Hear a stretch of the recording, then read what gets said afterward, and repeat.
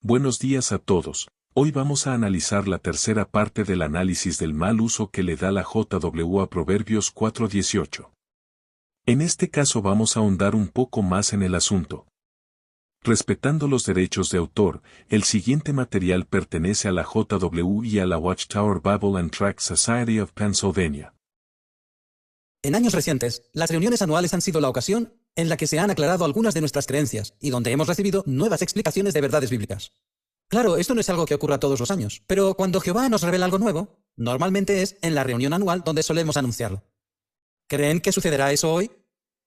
Bueno, el hermano Q ya soltó algo.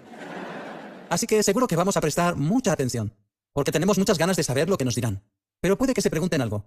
¿Cómo hace Jehová para aclararle a su pueblo o ayudarle a entender ciertas cuestiones bíblicas en tiempos modernos? Cuando el cuerpo gobernante se reúne en calidad de esclavo fiel y prudente, ¿qué ocurre? ¿Cómo hace Jehová para que mediante el esclavo recibamos aclaraciones de creencias y que la luz se haga cada vez más brillante? Acá vamos a la primera controversia.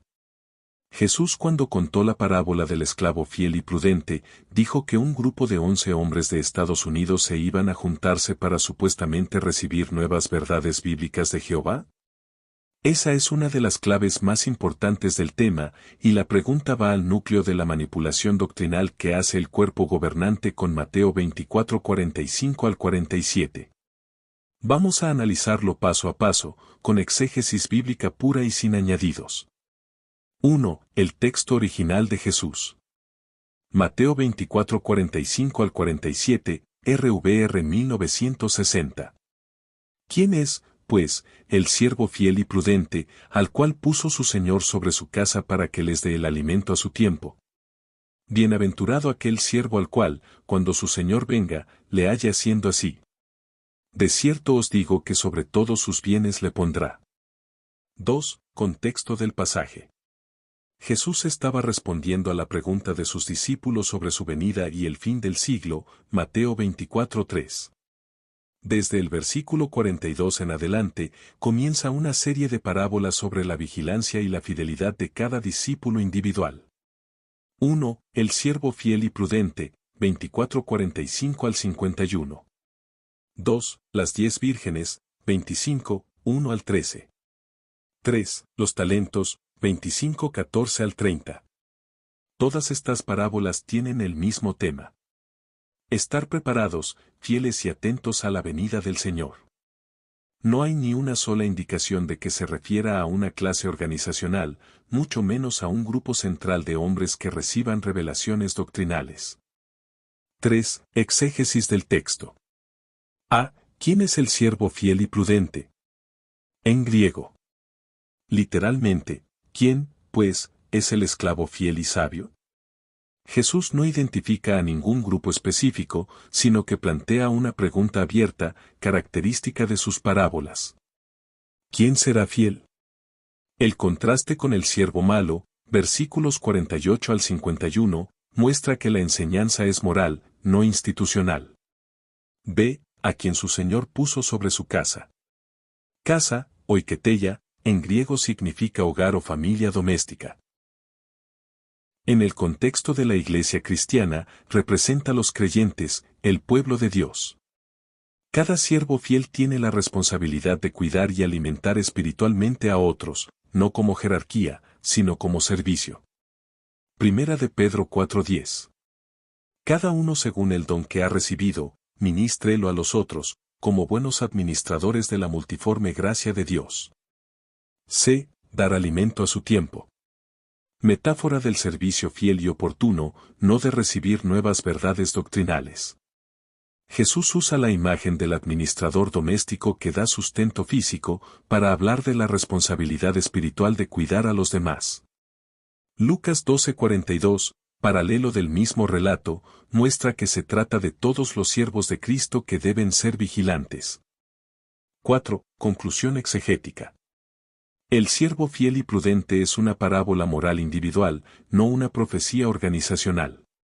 Elemento, siervo fiel y prudente. Sentido original, cualquier discípulo fiel que cuida de otros. Interpretación de la Watchtower, grupo de 11 hombres del cuerpo gobernante. Alimento a su tiempo. Sentido original, enseñanza o cuidado espiritual oportuno. Interpretación sesgada de la JW, nuevas verdades o doctrinas progresivas. Señor. Sentido original, Cristo. Interpretación de la JW, Cristo, pero solo comunicándose con ellos. Casa. Sentido original, todos los creyentes. Interpretación de la JW, toda la organización de los testigos. Tipo de texto. Sentido original, parábola moral. Interpretación de la JW, supuesta profecía sobre una autoridad moderna. En resumen, Jesús nunca dijo que se reuniría un grupo de hombres en Estados Unidos, ni en ningún otro lugar, para recibir nuevas verdades bíblicas de Jehová. Eso es una reinterpretación eisegética, inventada para legitimar una autoridad central y presentar sus decisiones humanas como si fueran revelaciones divinas. Reflexión final. El mensaje de Jesús era exactamente el opuesto. Que cada siervo individual permanezca fiel, vigilante y humilde, sin abusar de los demás, versículos 48 al 49. El siervo malo de la parábola es aquel que se aprovecha de su posición, domina a sus compañeros y actúa como amo en lugar de siervo. Paradójicamente, esa descripción encaja más con una estructura religiosa autoritaria que dice tener monopolio de la verdad. Ahora continuemos escuchando el video. Antes que nada, ¿qué dice la Biblia sobre este tema? Analicemos 4 puntos. El primero es este. ¿Qué es lo que usa Jehová para aclararnos la verdad y revelarnos las cosas? Para saberlo, vamos a 1 Corintios capítulo 2. Leeremos 1 Corintios 2:10. Pues es a nosotros a quienes Dios se las ha revelado mediante su Espíritu, porque el Espíritu examina todas las cosas, hasta las cosas profundas de Dios. Entonces, ¿qué usa Jehová para aclararnos las cosas? Su Espíritu Santo. Reconocemos que el Espíritu Santo juega un papel clave en revelarnos la verdad. Segundo punto. ¿A quién le hace Jehová estas aclaraciones? La respuesta está en el libro de Mateo, en el capítulo 24. Leamos juntos Mateo 24, versículo 45. ¿Quién es en realidad el esclavo fiel y prudente a quien su amo puso a cargo de los sirvientes de la casa para darles su alimento al tiempo debido? Como se ve aquí, Jesús ha escogido al esclavo fiel y prudente. Ellos son el conducto que Jehová, a través de Jesús, utiliza para darnos el alimento espiritual. Así que, con estos 2 puntos, nos queda bastante claro cómo es que se transmite el alimento espiritual o cualquier aclaración del cielo a la tierra, por medio del Espíritu Santo y a través del conducto del esclavo fiel y prudente. Tercer punto. ¿Cuándo nos revela Jehová cosas nuevas? Vamos nuevamente al versículo 45 de Mateo 24. Ahí dice que el esclavo dará alimento al tiempo debido. Así que está claro que Jehová lo hace en un tiempo específico. Por lo tanto, Jehová aclara nuestras creencias cuando lo ve oportuno, cuando lo necesitamos y cuando eso nos ayudará a hacer su voluntad. Cuarto punto. ¿Cómo nos revela Jehová información nueva? ¿Nos la da toda de golpe o nos la da en pequeñas dosis, poco a poco? Podemos hallar la respuesta si vamos a Proverbios, capítulo 4, versículo 18. Proverbios 4:18. Pero la senda de los justos es como la luz brillante de la mañana, que brilla cada vez más hasta que es pleno día. Aquí la Biblia nos habla sobre la luz del día. ¿Por qué hace esta comparación? La atalaya dijo, estas palabras nos muestran con claridad que Jehová le enseña a su pueblo su propósito de manera progresiva. La luz del día se vuelve más brillante de forma gradual. Nosotros vamos comprendiendo las verdades bíblicas progresivamente, según las necesitemos y según las podamos asimilar y usar. Y esto es bueno para nosotros, ¿verdad? Para los ojos es más fácil adaptarse a la luz cuando va aumentando gradualmente. Pues igual pasa con nuestra comprensión del propósito de Jehová. Un ejemplo, piensen en Abraham. ¿Creen que le hubiera sido fácil asimilar todo lo que tenía que ver con el propósito de Jehová en aquel tiempo? El papel que cumplirían las 12 tribus de Israel, la ley mosaica, la función de Jesucristo, el pago del rescate, la congregación del primer siglo, la esperanza celestial, detalles sobre los últimos días y la gran tribulación. Claro que no, hubiera sido demasiado para él, no le hacía falta. Abraham tuvo todo lo que necesitó para poder servirle a Jehová de forma aceptable en aquel tiempo. En cambio, nosotros vivimos en los últimos días, cuando el conocimiento verdadero se haría abundante. Aún así, Jehová nos ha ido dando ese conocimiento a un ritmo en el que podemos asimilarlo, entenderlo y usarlo. Y estamos agradecidos por eso. Pues esto es lo que hemos aprendido gracias a la Biblia y a nuestra propia experiencia sobre cómo la luz se hace más brillante cada día en nuestros tiempos. Es a través del Espíritu Santo, utilizando como conducto al esclavo fiel y prudente, y de manera progresiva en el momento en el que es necesario. Segunda pausa que vamos a hacer acá.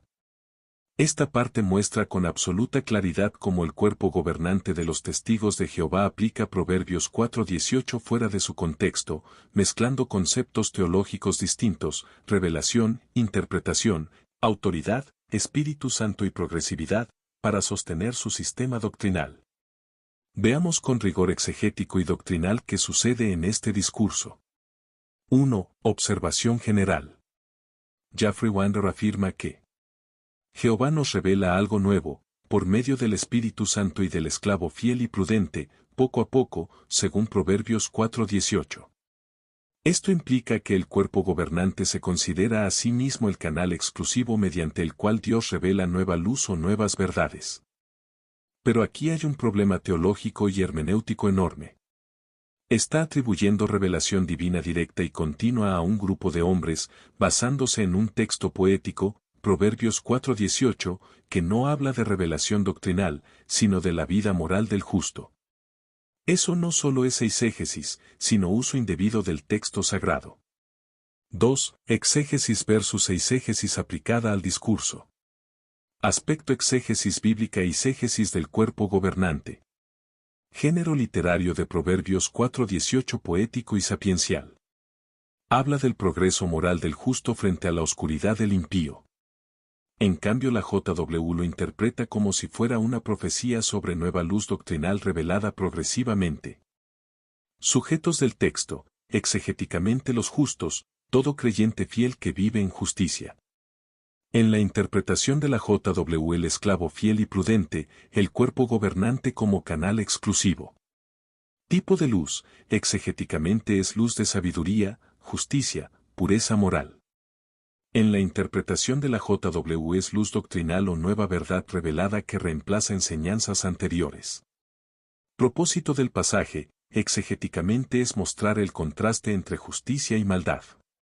En la interpretación de la JW es justificar cambios de doctrina y reinterpretaciones. Resultado teológico, exegéticamente es la verdad de Dios es constante y santifica al justo. En la interpretación de JW es que la verdad cambia con el tiempo, según el entendimiento del esclavo. Conclusión, el uso que se hace en ese discurso es una clara eisegesis institucionalizada. 3. El problema teológico de atribuirse revelación divina. Wainde dice: Jehová nos revela algo nuevo, a través del esclavo fiel y prudente. Pero según la Biblia, la revelación divina culminó en Cristo y fue transmitida una vez para siempre a los santos. La fe que ha sido entregada una vez y para siempre a los santos. Judas 3. Dios, habiendo hablado muchas veces y de muchas maneras, en estos postreros días nos ha hablado por el Hijo. Hebreos 1:1-2. Eso significa que no existe nueva revelación doctrinal después de Cristo y los apóstoles. Lo que sí puede haber es mayor comprensión o aplicación, pero nunca una doctrina que contradiga o reemplace otra anterior. Por tanto, cuando el cuerpo gobernante enseña algo como verdad de Dios, luego lo cambia, y encima dice que fue Jehová quien les reveló la nueva versión, están haciendo dos cosas muy graves. 1. Atribuirle a Dios errores humanos. 2. Convertir sus reinterpretaciones en revelación divina, poniéndose al nivel de los profetas bíblicos. 3. Actuando con arrogancia, soberbia y falta de honestidad. 4. Haciendo quedar a Dios vez tras vez como mentiroso. 4. El error de mezclar 1 Corintios 2:10 y Mateo 24:45 con Proverbios 4:18. En el discurso, Wainde une tres textos que no guardan relación entre sí. 1. 1 Corintios 2:10 habla del Espíritu Santo revelando la sabiduría de Dios a los apóstoles, no a una organización moderna. 2. Mateo 24:45 es una parábola sobre la fidelidad y vigilancia, no una profecía que identifique un grupo específico que monopoliza la verdad. 3. Proverbios 4:18 es poesía sapiencial sobre la conducta del justo, no sobre revelación doctrinal. Mezclar esos tres textos como si hablaran del mismo proceso de revelación progresiva es una fusión artificial de contextos, un patrón típico de eisegesis organizacional. Buscar varios textos dispersos, unirlos por conveniencia y crear una doctrina que ninguno de ellos enseña individualmente. 5. Las consecuencias doctrinales. El resultado de esta interpretación forzada es inconsistencia doctrinal constante, enseñanzas que se corrigen cada década. Dependencia ciega del canal humano, ya que Dios supuestamente solo habla mediante ellos. Pérdida de confianza en la Biblia como autoridad suficiente. Desacreditación del propio Dios, porque se lo presenta como quien corrige sus verdades. Y eso, como bien mencioné en mis 2 anteriores videos, termina convirtiéndose en un ciclo interminable. Una mentira tapada por otra, por otra, por otra. 6. Conclusión bíblica. Proverbios 4:18, en su contexto, no respalda revelación doctrinal progresiva. El discurso de Wainde representa un caso clásico de eisegesis institucional, no de exégesis bíblica. Los textos que cita fueron descontextualizados y mezclados para crear una narrativa de autoridad. Según la Biblia, Dios no cambia, ni su verdad evoluciona, Salmo 119, 160, Santiago 1:17, Malaquías 3:6.